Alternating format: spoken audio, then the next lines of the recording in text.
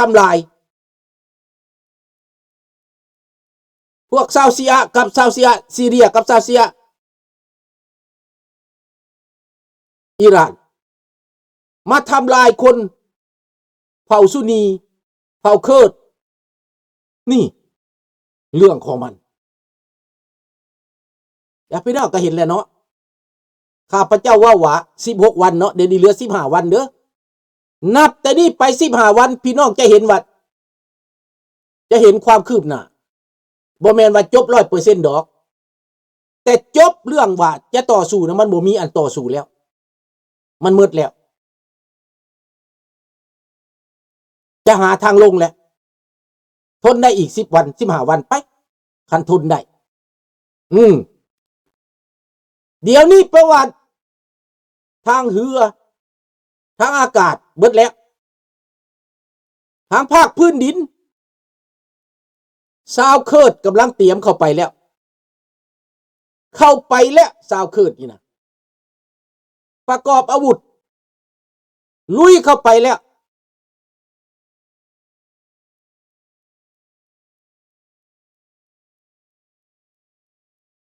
ไม่ต้องน่ากลัว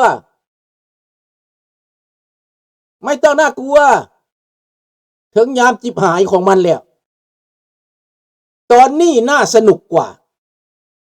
น่าสนุกเห็นเผด็จการจบลงน่าสนุกและพวกที่ชอบเผด็จการนั่นก็คิดเอาซะฝันเอาซะบางคนก็ว่าทางประเทศลาวนี่ออกข่าวลือว่า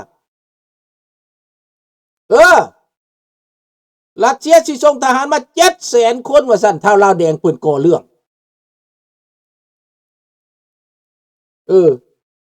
ข่าวลือทางประเทศลาวได้700,000 คนพุ่นว่าคันมันมี700,000 คนมันก็ไปตียูเครนพุ่นแล้วเดี๋ยวนี้รัสเซียพ่ายแพ้ไปแล้ว450 กิโลเมตรกาเร่แล้วพ่ายแพ้ได้ในระยะที่กำลังรบกับอิหร่านนี่นะทางยูเครนคนลืมแล้วยูเครนจัดการแต่ละมือรัสเซียจนตาแจเสียดินแดนไป450 กิโลเมตรยึดไปได้หลายเมืองเมื่อวานนี้ยึดไป9 ตัวเมือง9 หมู่บ้าน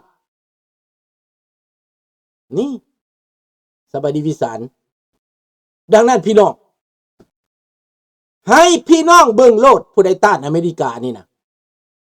ย้อนหยังเขาต้านเพราะว่าเขาฮู้บ่ถึงเข้าบ่ถึงอ่านบ่ถึง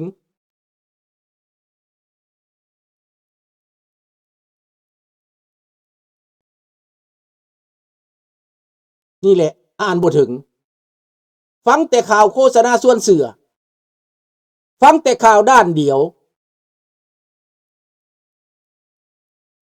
ส่วนลาวแดงสิเอาหยังมาเทียบเขา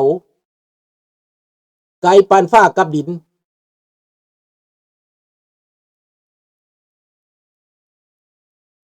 แมนพญาครุฑเว้าถือดังนั้นพี่น้องอเมริกาหาก็เริ่ม4 วัน5 วันพีทเฮกเซตบอกอันนี้หากสตาร์ทเราหากสตาร์ท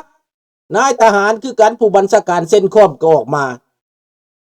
บอกว่าหาก5 วันแล้วเดี๋ยวนี้เริ่มปูพรมแล้วพี่น้องเจ้าสิเอาโดรนเอาเด่นมาขวางไว้อยู่ไสกระตามกระจุยเบิดแหละในท้องนาทงดินนั่นอยู่ไสกะยาบอนใดมีโดรนกลางไว้แม่นเรียบร้อยทั้งคนทั้งโดรนไปทั้งคนไปทั้งโดรนพี่น้อง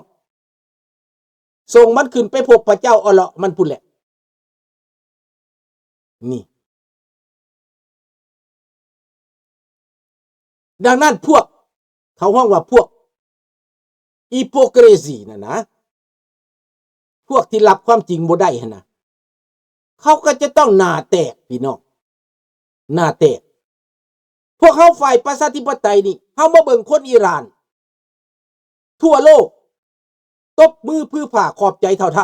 ำ แม่นข้าพเจ้าอพยพลาวที่มันเกิดว่าเขาจัดการกับบักทองรุ่นเมียนบักทองรุ่นนี่ข้าพเจ้าก็สิตบมือพื้ผ้าคือกันไดข้าพเจ้าก็สิเปิดแชมเปญคือกันไดพี่น้อง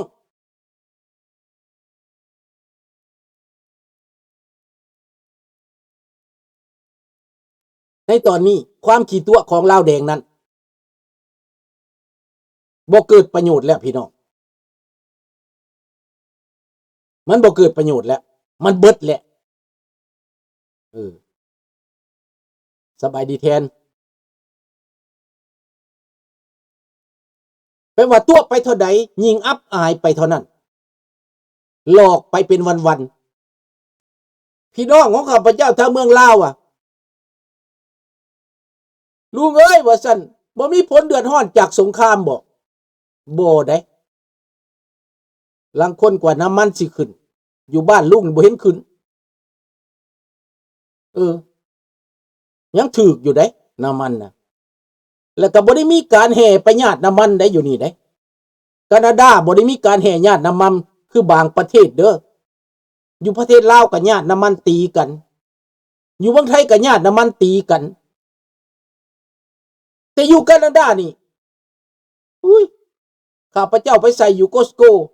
ดอน44เพราะว่าข้าพเจ้ามีบัตรโกสโกไปใส่ดอน44อยากใส่ย่ำใดก็ใส่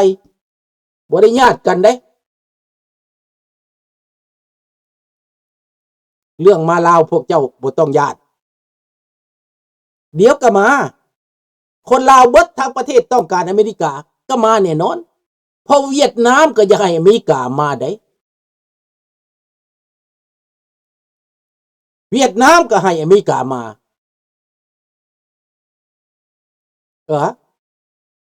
เดี๋ยวนี้ยนต์ใหญ่ของอเมริกาเที่ยวขึ้นเที่ยวลงอยู่ในแข็งสวรรณเขตเที่ยวขึ้นเที่ยวลงอยู่ในภาคใต้นะพี่น้องสังเกตอยู่บ่รัฐบาลลาวปานแป้นอัดปากแล้วเดี๋ยวนี้นะ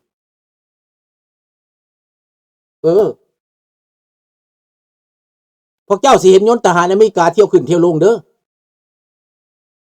ให้พวกเจ้าเบิ่งเอาเด้อมันไปบ่รอดดอกฟังลุ้นบ่อยากได้ดอกอเมริกานี่นะอยากให้โซเวียตอยากให้รัสเซียมาแต่รัสเซียก็บ่มีเงินแล้วเงินมันหลายแม่นอเมริกาเงินหลายเทคโนโลยีหลายก็แม่นอเมริกาซอยแท้ซอยจริงก็แม่นอเมริกาเจ้าสิสร้างมันปันใดเจ้าสิเครียดมันปันใดอเมริกาก็ซอยอยู่ฮู้แล้วลุงฮู้แล้วทหารลาวเต็มอยู่ในไทยกระบืดทหารลาวอเมริกาหั่นน่ะมาพึกโกบราโกมีหมอหนึ่งก็ว่าข่อยบ่กินจีนข่อยกินแต่ปลากินปลาไทยข่อยกินบ่ได้ข่อยกินได้ปลาทูน่ามันว่าอันนั้นเด็กน้อยที่ใหญ่อยู่ในอเมริกาเขาเกิดในอเมริกาเขาเว้าความลาวได้สำนั้นแต่ลูกข้าพเจ้านี่เกิดในแคนาดาเว้าความลาวได้เบิดเกี้ยงปานหยังพี่น้องเป็นไทยสวรรณเขตจ้อยๆพี่น้องโทรมาฮัลโหลว่าซั่นพอเจ้าไปใส่แม่เจ้าไปใส่มันก็ตอบแบบความลาวแจ๊ะๆนี่โยไม่ยังลูกเจ้าก็ว่าคันลาวเป็นโยเป็นหั่นแหละคันบ่เป็นก็มีแต่หลานข่อยมันสิบ่เป็นเพราะมันเป็นฝรั่งโสด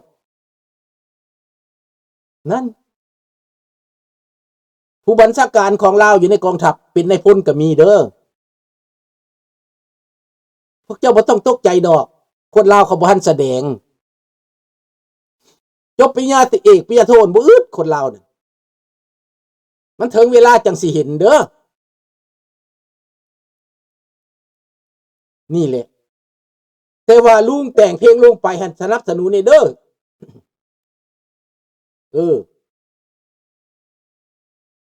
เพลงตัวหนึ่งกับพญานาคขึ้นมาเป็นภาษาอังกฤษเพลงตัวที่สองกันเพลงดาวดิกเทเตอร์เนาะ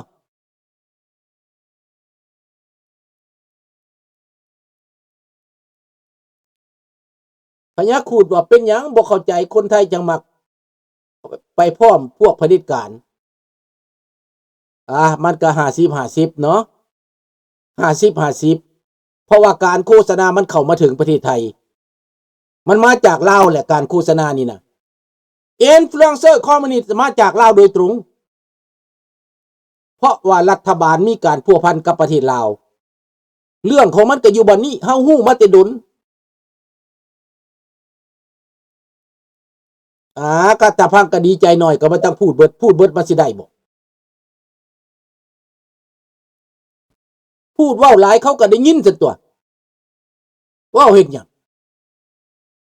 ไม่ต้องพูดก็ต้องเข้าใจ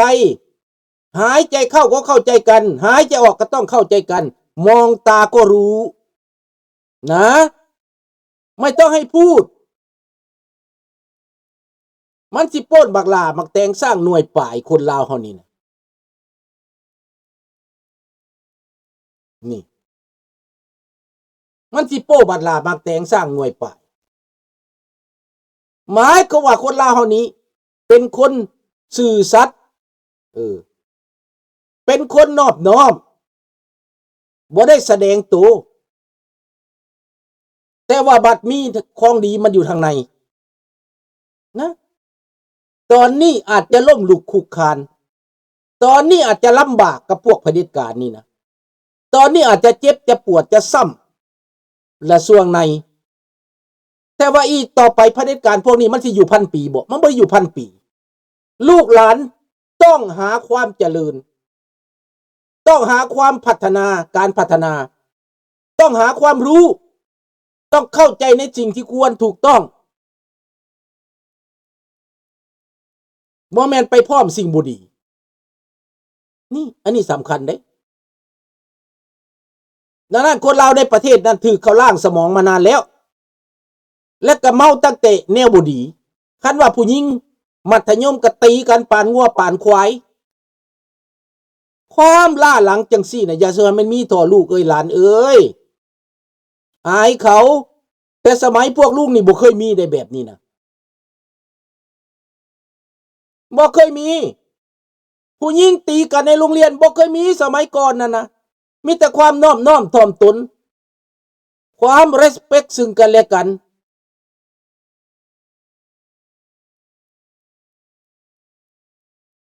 สบายที่ไวจีเพิ่นว่าลูกน่ะเว้าไปเรื่อยๆเพิ่นว่าอ้าวบ่เว้าไปเรื่อยๆสิให้เว้าจังได๋ซั่นก็เว้าตามความจริงที่มันมีนั่นแหละพวกเจ้าก็ต้องคิดเรื่อยๆแม่พวกเจ้าสิรับหูรับตาไปเรื่อยๆสินอนรับไปเรื่อยๆงมงายไปเรื่อยๆเบื่อเมากันไปเรื่อยๆเปื่อยเยื่อยไปเรื่อยๆบ่พวกเจ้า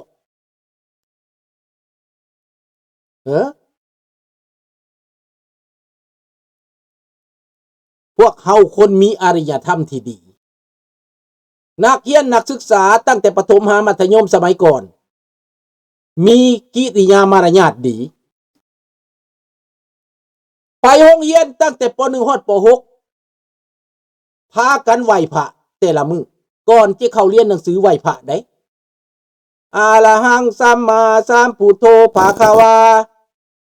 พุทธังภะคะวันตังอภิวาเทมิโลดได้